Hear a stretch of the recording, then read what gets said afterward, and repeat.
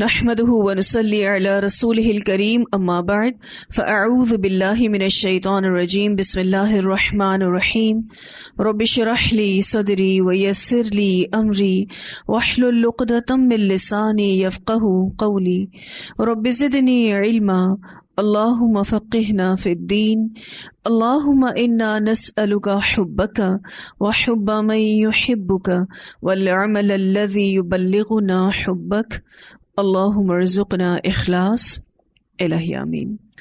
Lesson number 273 سورۃ النجم، آیت number 31 سے 62 تک۔ اللہ سبحانہ تعالیٰ فرماتے ہیں وَلِلَّهِ، اور اللہ ہی کے لیے ہے، ما فی السماوات، جو کچھ آسمانوں میں ہے، وما فی الارض، اور جو کچھ زمین میں ہے۔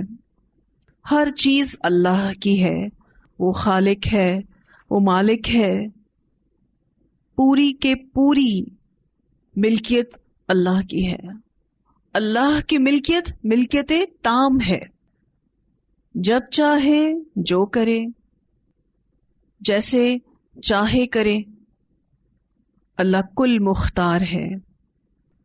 ہماری چیزوں پر جو ہماری ملکیت ہے وہ ملکیت ناقص ہے، ان پر ہماری مرضی نہیں چلتی۔ مثلا کبھی ہم کسی چیز کو ضائع ہونے سے نہیں بچا سکتے، اور کبھی ہم اپنی مرضی سے کسی چیز کو ختم بھی نہیں کر سکتے، جیسے کہ ہماری جان ہے، شریعت ہمیں اس کی اجازت نہیں دیتی۔ جیسا کہ ہم اپنے پیسوں کو آگ لگا دیں، ہم نہیں کر سکتے، ہمیں شریعت اجازت نہیں دیتی۔ بہت ساری چیزیں ہماری حد سے باہر ہیں، ہمیں کلی اختیار نہیں دیا گیا، کیونکہ کل اختیار اللہ کے پاس ہے۔ وَلِلَّهِ مَا فِي السَّمَاوَاتِ وَمَا فِي الْأَرْضِ لِيَجْزِيَ الَّذِينَ، تاکہ بدلہ دے ان لوگوں کو، أَسَاءُوا، جنہوں نے برا کیا، بِمَا عَمِلُوا، ساتھ اس کے جو انہوں نے کام کیے۔ برے لوگوں کو ان کے عمل کا بدلہ مل جائے گا، جو غلط کرے گا، برا کرے گا، اس کے ساتھ برا ہوگا۔ وَيَجْزِيَ الَّذِينَ، اور جزا دے ان لوگوں کو، احسنوا، جنہوں نے اچھا کیا، بالحسنى، ساتھ بھلائی کے۔ لیکن یہاں یہ بتایا جا رہا ہے کہ جو اچھا کرے گا اس کے ساتھ اچھا ہوگا۔ وَيَجْزِيَ الَّذِينَ احسنوا بالحسنى، اور لفظ آپ دیکھیے، برا عمل ہو یا اچھا عمل ہو، دونوں کے لیے جزا کا لفظ استعمال ہوا ہے۔ تو جزا کا لفظ خیر اور شر دونوں کے لیے استعمال ہوتا ہے۔ اسی لیے جب کبھی آپ کسی کو جزاک اللہ کہیں تو جزاک اللہ خیرہ کہا کہیں، کیونکہ جزا اچھی بھی ہوتی ہے اور بری بھی ہوتی ہے۔ تو بات مکمل خیر کی جزا کی دعا دینے سے ہوگی۔ تو اللہ سبحانہ تعالیٰ فرماتے ہیں کہ لِيَجْزِيَ الَّذِينَ أَسَاءُوا بِمَا عَمِلُوا، لِيَجْزِيَ کا جو لام ہے یہ لام تعلیل کا ہے، تاکہ بدلہ دے ان لوگوں کو جنہوں نے برا کیا ان کے اعمال کا۔ وَيَجْزِيَ الَّذِينَ أَحْسَنُوا بِالْحُسْنَى، اور جزا دے ان لوگوں کو جنہوں نے اچھا کیا ساتھ بھلائی کے۔ تو اللہ تعالیٰ کا تصرف ہر جگہ ہے، اللہ تعالیٰ نے تقدیریں بنائی ہیں، پھر لوگوں پر دین اور شریعت کو جاری کیا ہے۔ اللہ انہیں کچھ کام کرنے کا اور کچھ کام سے رکنے کا حکم دیتا ہے، پھر اسی بنا پر ہی جو فرمانبردار ہوگا اس کو اچھا بدلہ ملے گا، جو گناہ گار ہوگا اس کو سزا ملے گی۔ سورۃ الملک کی آیت نمبر 1 اور 2 میں آتا ہے تبارک الذی بیدہ الملک وہو علی کل شیء قدیر الذی خلق الموت والحیاۃ لیبلوکم ایکم احسن عملا وہو العزیز الغفور۔ بہت برکت والا ہے وہ کہ تمام بادشاہی صرف اسی کے ہاتھ میں ہے اور چیز پر قادر ہے، وہ جس نے موت اور زندگی کو پیدا کیا تاکہ تمہیں آزمائے کہ تم میں سے کون اچھا عمل کر کے آتا ہے. کون عمل کر کے آتا ہے نہیں کہا گیا، کون اچھا عمل کر کے آیا ہے، اور وہی سب پر غالب اور بخشنے والا ہے. تو گویا آسمان اور زمین کی پیدائش بے مقصد نہیں ہے، یہ باقاعدہ اللہ کا ایک پلان ہے، تدبیر ہے. وہ بے فائدہ اور بے مقصد چیزیں پیدا نہیں کرتا، اس نے ہر چیز کو مقصد کے ساتھ پیدا کیا. تو پھر یہ جن و انس کیسے بے مقصد پیدا ہو سکتے ہیں؟ ان کو بھی مقصد کے ساتھ پیدا کیا ہے، اور جب وہ اس مقصد کے تحت زندگی گزاریں گے، یعنی اللہ کی عبادت کے ساتھ اپنی زندگی کو گزاریں گے، اللہ کی فرما برداری میں زندگی گزاریں گے، تو ایسے لوگوں نے احسن عمل کیا. تو جو بھی احسن عمل کرے گا اللہ اس کو احسن اجر دے گا، اور جو نہیں کرے گا تو پھر اس کے لیے برا ہوگا. تو مختلف چیزوں کو دیکھ کر سوچا کریں یہ سب میرے لیے امتحان ہے. مثلاً اپنی صلاحیتوں کو دیکھیں، اپنی نعمتوں کو دیکھیں، کہیں میرے لیے امتحان ہے. اپنا کھانا پینا، سونا اٹھنا بیٹھنا، گھومنا پھرنا، یہ امتحان ہے. یہاں امتحان ہو رہا ہے. اس دنیا میں ہم عیش و عشرت کے لیے نہیں بھیجے گئے. اگر ان سب نعمتوں کا صحیح استعمال کیا تو انشاءاللہ جنت ملے گی. کیونکہ یہ جو بات ہو رہی ہے نا الذین احسنوا بالحسنى، اس سے آپ کو ان لوگوں کے عمل کرنے کا طریقہ بھی پتا چل رہا ہے. کیسا عمل کیا انہوں نے؟ خوبصورت عمل کیا، ایکسلنس کے لیول پر عمل کر کے دکھایا. انہی موجودہ صلاحیتوں اور نعمتوں کے ساتھ اپنی جنت بنائی. الذین یجتنبون، وہ لوگ جو اجتناب برتتے ہیں. یجتنبون یعنی دور رہتے ہیں، بچ کر رہتے ہیں. کبائر الاثم، بڑے گناہوں سے. والفواحش، اور بے حیائی کی باتوں سے. اب اللہ تعالیٰ ان محسنین کی وضاحت کرتے ہوئے فرماتے ہیں جو کبیرہ گناہوں اور فواحش سے اجتناب کرتے ہیں. جو لوگ بھی الذین احسنوا بالحسنى ہیں وہ لازمی طور پر بڑے بڑے گناہوں سے اور بے حیائی سے خود کو بچاتے ہیں. اور یجتنبون کا لفظ استعمال ہوا ہے، جنب سے ہے، دور رہنا، بچ کر رہنا. کرنا تو بہت دور کی بات ہے، وہ قریب بھی نہیں جاتے اس کے. یعنی کبیرہ گناہوں اور محرمات کا ارتکاب نہیں کرتے. الا اللمم، مگر چھوٹے گناہ، مگر ان سے بھی چھوٹے چھوٹے گناہ ہو جاتے ہیں. لمم کہتے ہیں صغیرہ گناہ کو. لمم کا لفظی معنی کسی چیز کی چھوٹی سی مقدار، مراد صغیرہ گناہ یا حقیر اعمال، حقارت والے اعمال. لیکن ان سے بھی صغیرہ گناہوں کا ارتکاب ہو جاتا ہے. چھوٹی چھوٹی غلطیاں ان سے بھی ہو جاتی ہیں. لیکن ان غلطیوں کے لیے جو چھوٹی چھوٹی ہیں، اللہ تعالیٰ کہتے ہیں ان ربک واسع المغفرہ، بے شک رب آپ کا وسیع مغفرت والا ہے. کیا کہنا چاہتے ہیں اللہ تعالیٰ اس میں؟ کہ اللہ ان چھوٹی چھوٹی غلطیوں کو معاف کر دیتا ہے. مغفرہ میں یہ معنی چھپا ہے کہ اللہ ان کی پردہ پوشی کرتا ہے، کیونکہ غفرہ کہتے ہیں ستر الذنب وتجاوز عن، گناہ کو چھپا دینا اور اسے پہلو تے ہی برتنا، یعنی اگنور کر دینا. یوں سمجھ لیجئے مغفرت سے ان کی عزتیں بچ جائیں گی. جب اللہ مغفرت سے نوازے گا تو ان کی عزتیں بچا لے گا. یہ مغفرت انسان کی عزت بچانے والی ہے. سورہ نساء کی آیت 31 میں اللہ تعالیٰ فرماتے ہیں ان تجتنبوا کبائر ما تنہون عنہ نکفر عنکم سیئاتکم وندخلکم مدخلا کریما. اگر تم بڑے گناہوں سے بچو گے جن سے تمہیں منع کیا گیا ہے تو اللہ تم سے تمہاری برائیوں کو دور کر دے گا اور تمہیں باعزت جگہ کا داخلہ مل جائے گا. یعنی کہاں کا داخلہ ملے گا؟ جنت کا داخلہ مل جائے گا. کبیرہ گناہ کون سے ہوتے ہیں؟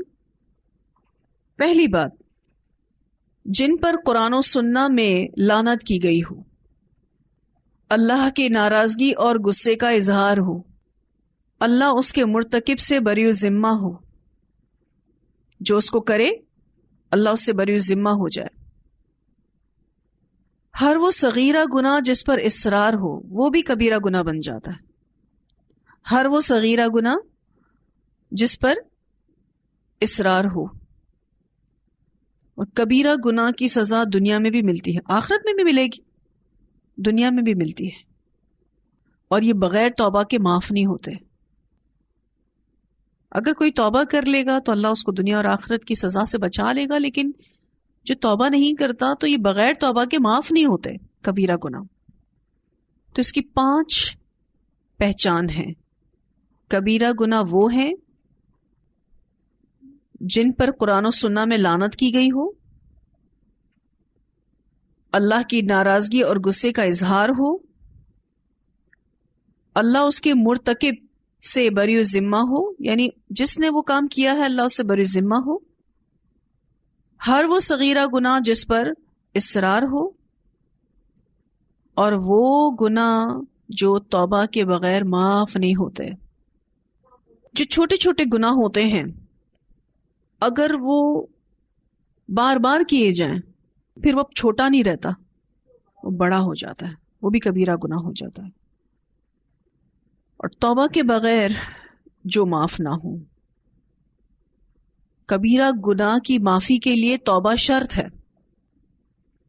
اب صغیرہ گناہوں کی پہچان کیا ہے، جس کو یہاں لمم سے بتایا گیا ہے؟ ایسی غلطی جس سے رسول اللہ صلی اللہ علیہ وسلم نے منع فرمایا ہو لیکن سخت الفاظ استعمال نہیں کیے ہوں، یا اظہار ناراضی نہیں فرمائی، صغیرہ گناہوں میں شمار ہوتی ہے۔ جسے اللہ اور اس کے رسول صلی اللہ علیہ وسلم نے ناپسند فرمایا ہو وہ بھی صغیرہ گناہ ہے۔ صغیرہ گناہوں کی یہ 2 پہچان ہیں۔ اس کی کچھ مثال ہیں۔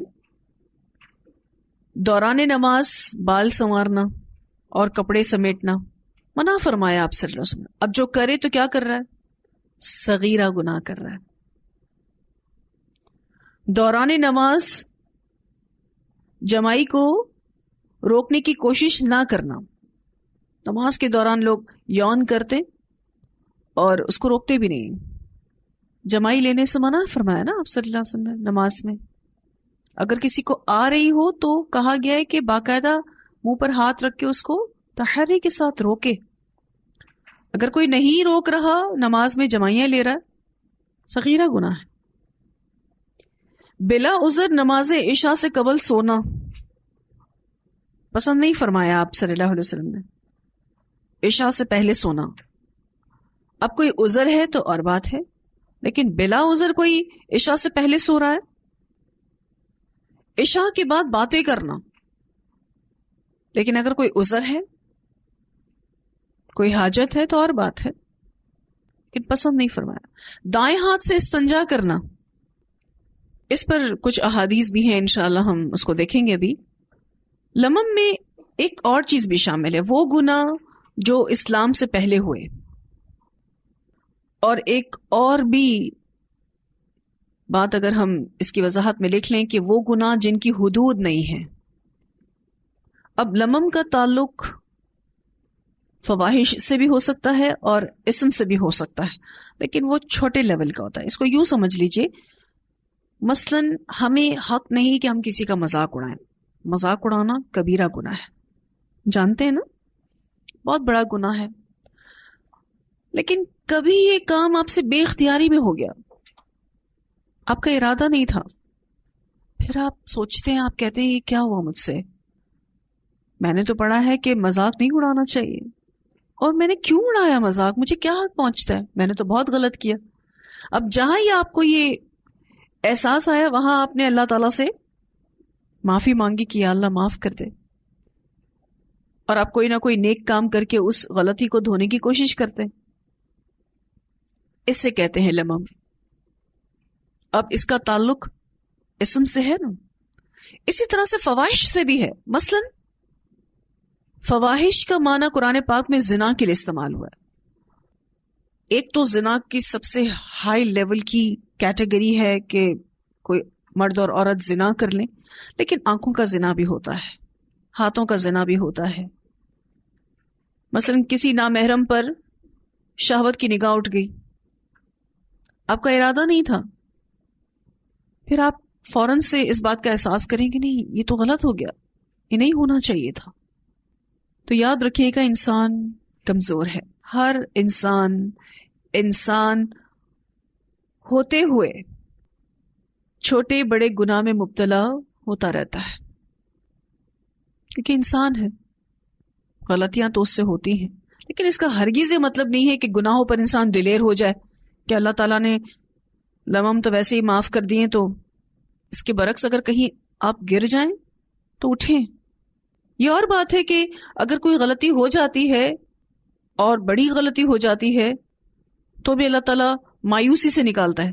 آپ پیچھے پڑھ چکے ہیں سورہ زمر کی آیت نمبر 53 میں اللہ تعالیٰ فرماتے ہیں قُلْ يَا عِبَادِيَ الَّذِينَ أَسْرَفُوا عَلَىٰ أَنفُسِهِمْ لَا تَقْنَطُوا مِن رَحْمَةِ اللَّهِ إِنَّ اللَّهَ يَغْفِرُ الذُّنُوبَ جَمِيعًا إِنَّهُ هُوَ الْغَفُورُ الرَّحِيمُ.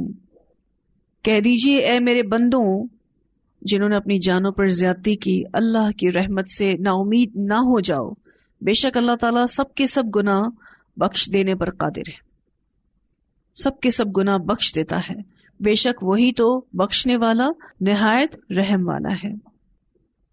تو گناہوں پر دلیر نہیں ہونا، لیکن چھوٹی چھوٹی غلطیاں انسان ہونے کے ناطے انسان سے ہوتی رہتی ہیں.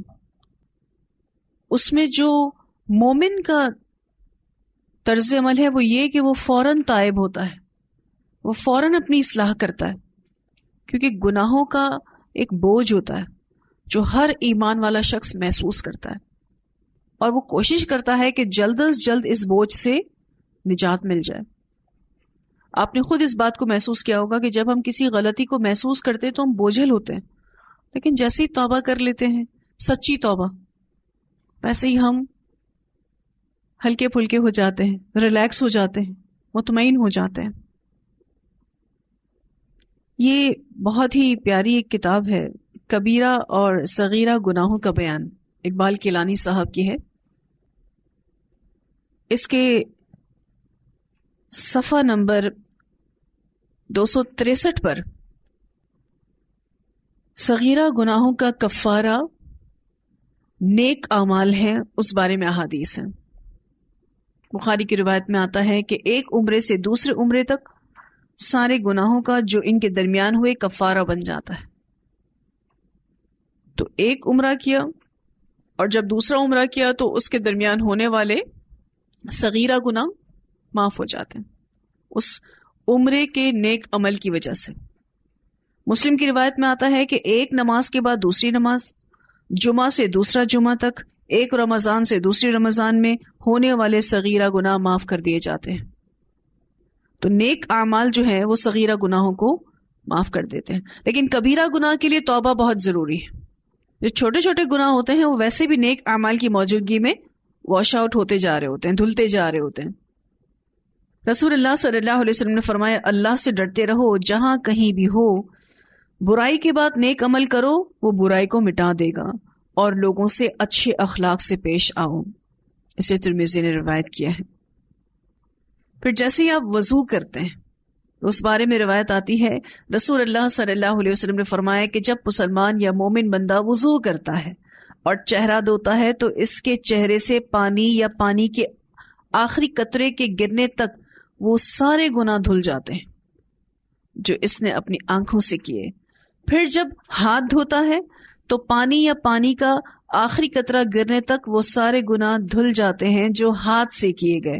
اور جب پاؤں دھوتا ہے تو پانی یا پانی کا آخری قطرہ گرنے تک وہ سارے گناہ دھل جاتے ہیں جو اس کے پاؤں نے کیے تھے، حتیٰ کہ آدمی سارے گناہوں سے پاک صاف ہو جاتا ہے. اسے مسلم نے روایت کیا. یعنی جیسے ہی وہ وضو کو مکمل کرتا ہے وہ صغیرہ گناہوں سے پاک صاف ہو جاتا ہے.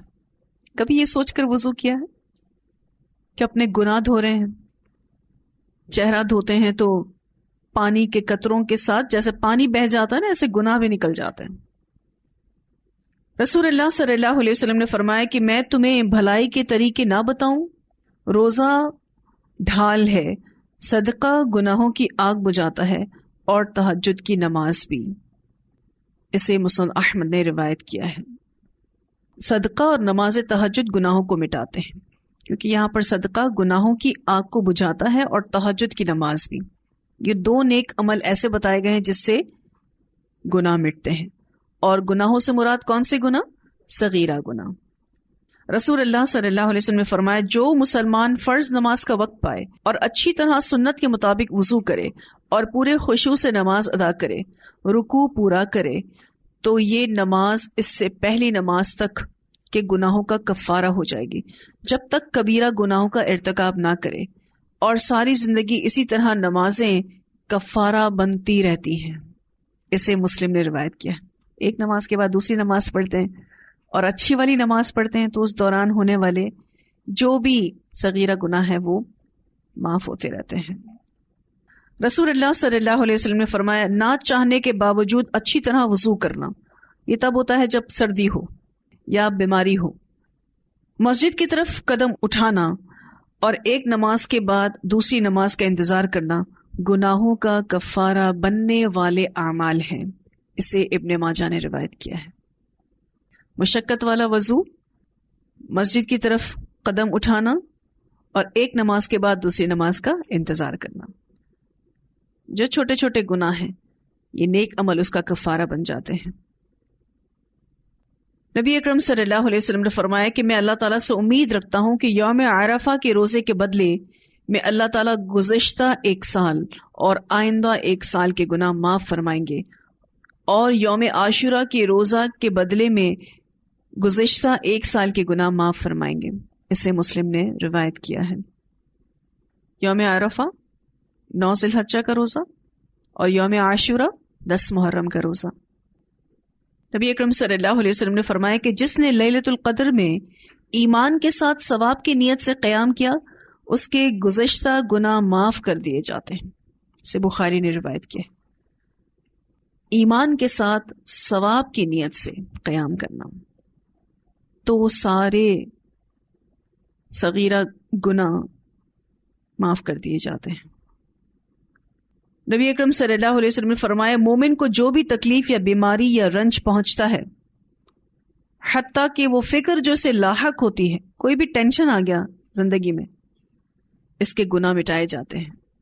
اسے مسلم نے روایت کیا ہے۔ تو یہ وہ نیک اعمال ہیں جن سے اللہ تعالیٰ صغیرہ گناہوں کو مٹاتا رہتا ہے۔